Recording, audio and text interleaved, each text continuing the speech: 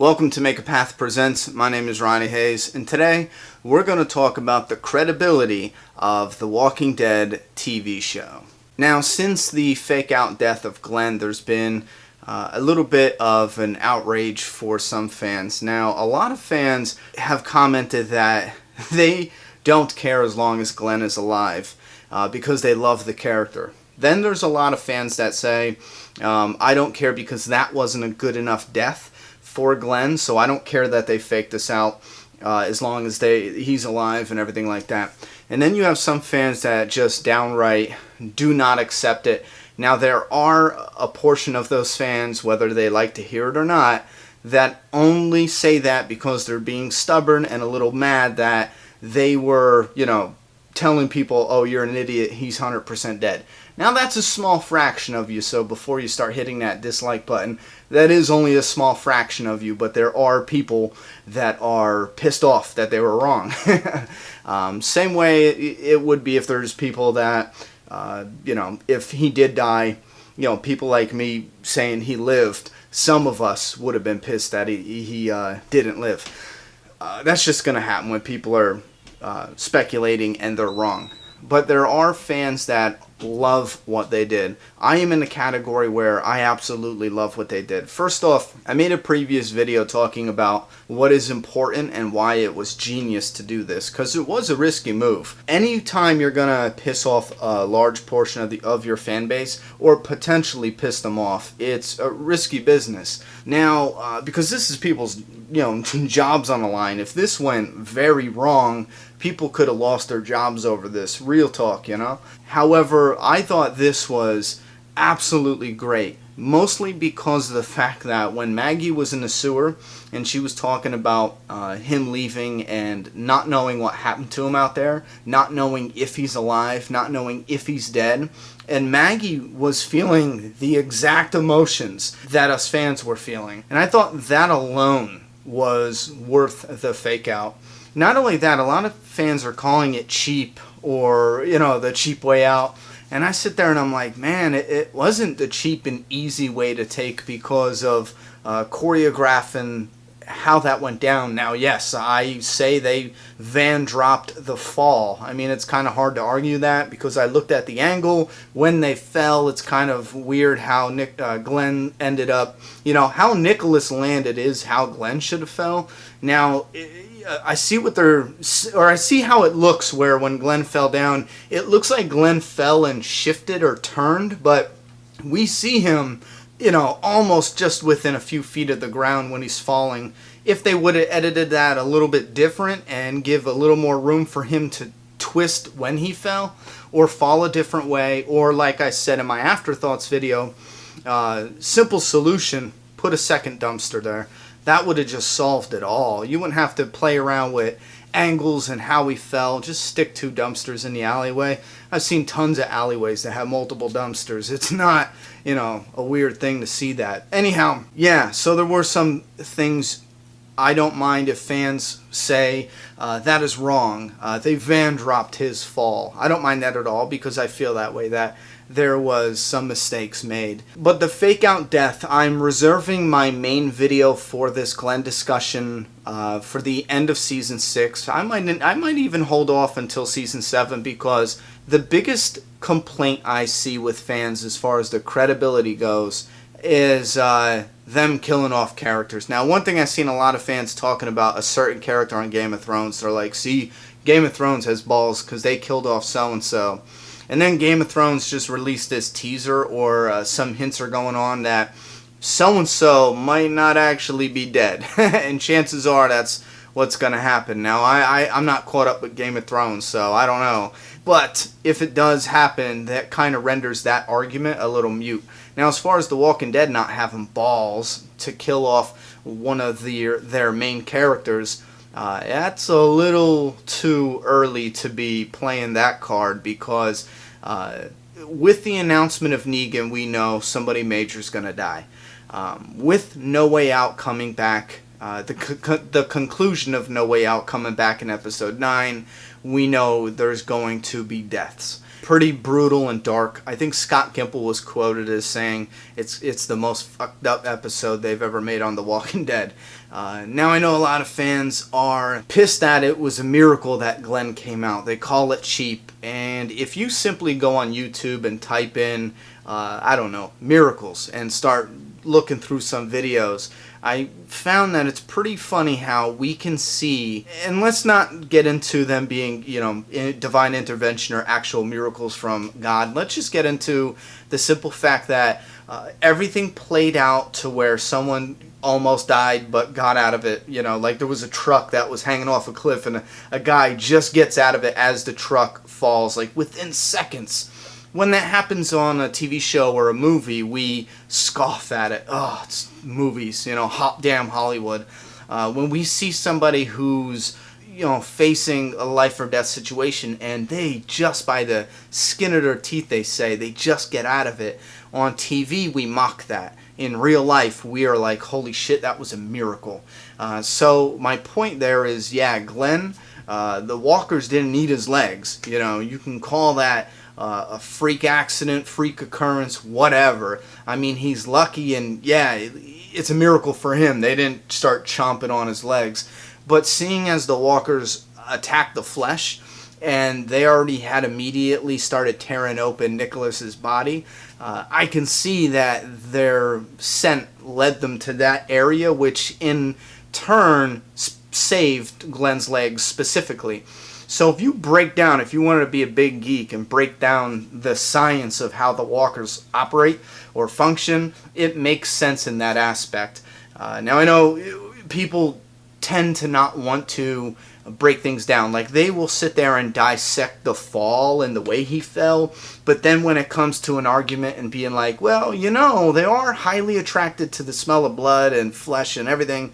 His legs are covered up with clothes. I'm not saying that, did it alone, but I'm just saying his legs are covered up. He's got shoes. That covers up some of the scent. Even if the scent is on his clothing or, coming out of his clothes strong enough, they ripped open Nicholas's guts immediately, so that fresh aroma of blood and guts is in the air, so the zombies are going specifically for that spot. That's enough for me. That makes sense in the world of The Walking Dead with what they set up so far, just by Rick and Shane cutting their arm and sticking it on the fence. I think some of us need to fall back on this Glenn ordeal a little bit and start poking and prodding the next discussion I'm going to be getting into, and that is guts getting into an open wound, because Greg Nicotero just said something in our interview recently where he was talking about using the guts to go out on the run, and he's like, well, there's greater potential to get it in your mouth or your eyes and in wounds and get infected. And that brings us right back to the end of season 5 where Rick exploded a walker's face, and it actually came out through the mouth, which is the danger zone. Any Walking Dead fan who have looked into bites and everything like that knows that the mouth is like, you're fucked. That all went on Rick's face. Rick had open wounds on his face. It went in his eyes, it went in his mouth. So there is a huge problem with that scene as far as the continuity in the realism that they built in the world of The Walking Dead. I think that has more flaws than the Glenn fall. Because miracles happen, whether you want to call it God or just a freak occurrence or whatever you want to label it. We're not yet here for that discussion, but whatever you want to label it, people do just make it out of shit where it's like, I cannot believe you walked away from that. Like the skydiver whose chute doesn't open and he plummets and slams into the ground and gets up and walks away. I just seen a video of that too. Gets up and walks away from it. 999 times out of 1,000 you will die, and this guy managed to walk away from it. So I'm not really that bothered that Glenn didn't get eaten up. I'm a little annoyed that they didn't just slap a second dumpster there and make it more realistic that he fell that way. For me, the only annoyance is falling. I think it was absolutely brilliant, and my biggest argument is the fact that we have a creative team on The Walking Dead giving us fans this entertainment for 6 years now, and they want to do it for more. Not only are they just not and contrary to popular belief, I know The Walking Dead gets a lot of shit. Bigger fan base, bigger criticism, but I know a lot of fans want to say they throw crap on the screen and just give it to us, which isn't the case, or it wouldn't have this many fans. That bottom line, that's just simply the truth. However, if you look at the behind the scenes, they are constantly trying to give us new, fresh, innovative. I mean, they are trying to make this fresh every season. And, you know, there's some shows that just, after a season or two, it's just repeating the same shit. And don't even get me started with the fans that say, oh, it's repeat, find a place, someone wants it, whoop-de-whoop. Listen, you signed on to watch a continuing story of survival in the world in a zombie apocalypse. So can it with your bullshit about how there's always zombies. You know, like sometimes I literally don't know what the fuck some of you are thinking. That's a small percentage of you. The rest of you, yeah, we love zombies, you know, and not even just zombies. Because there's episodes where there's no zombies or hardly any, and I'm cool with it as long as it's a good episode. I'm talking about, you know, bad guys, zombies, or this, or this, or this. Yes, a lot of that's going to repeat. How many motherfuckers out there have a different day every day you wake up? No, I'm pretty sure the majority of you go to bed, wake up, go to work, you know. I mean, I wake up, take my daughter to school every morning. That's going to repeat all the time. You know, I make my daughter food every morning, you know, every day. That's going to continue. The same thing in the world of The Walking Dead. You have zombies. They're going to be doing the same shit all the time. But as far as the credibility, I know I didn't touch on some things. I'm actually keeping some of them back for the main video, which isn't going to come. Have patience, because the main thing I'm waiting on is death. I do believe that we are going to get into some major character deaths. Season 6 and Season 7. It's inevitable.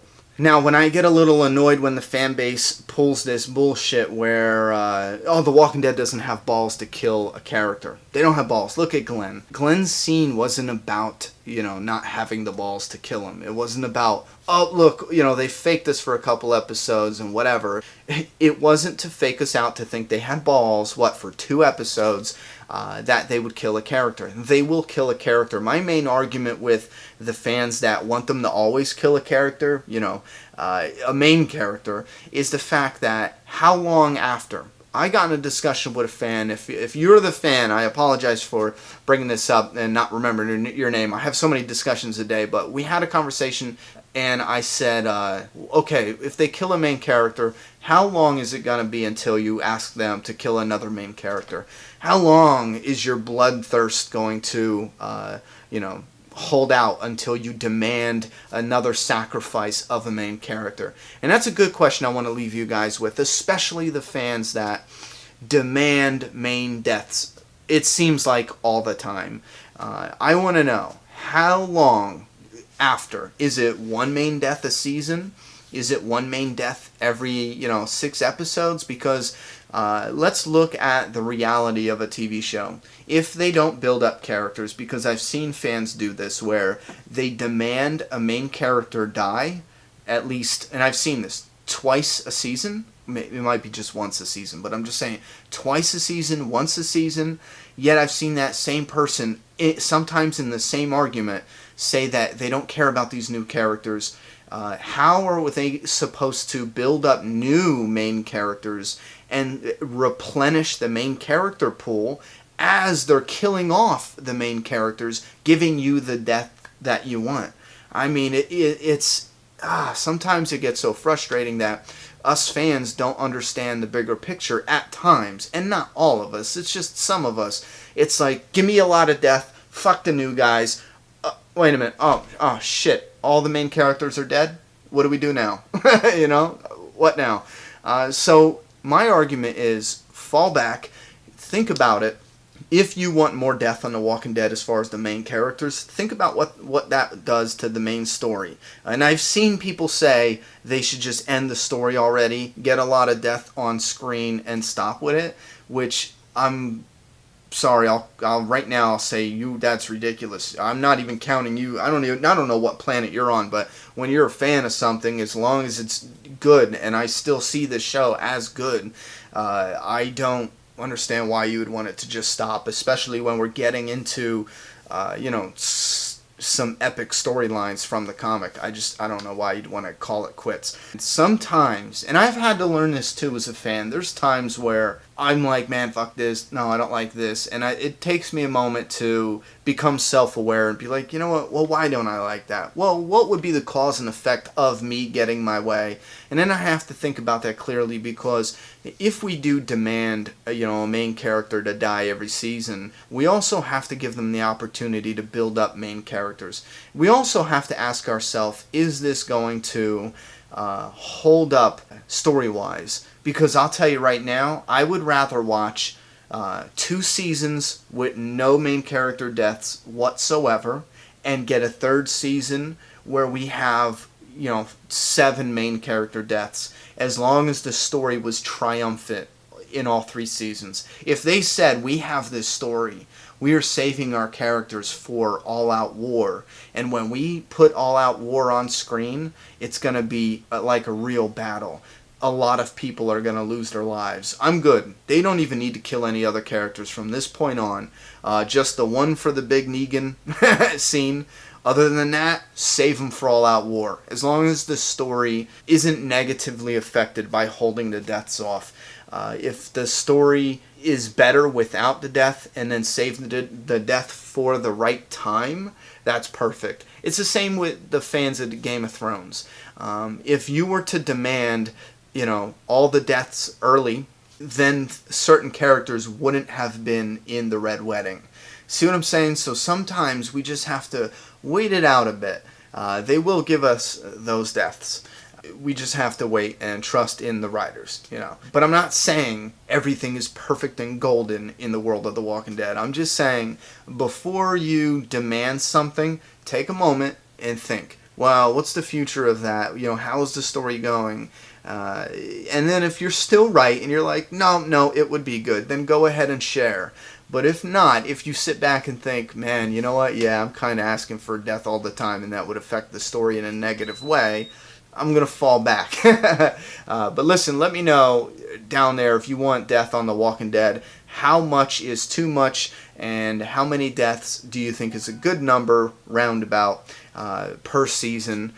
Me personally, it's all up to the story. We can get 1 main a season, we can get none, we can get 5, as long as it fits the story in the best way possible.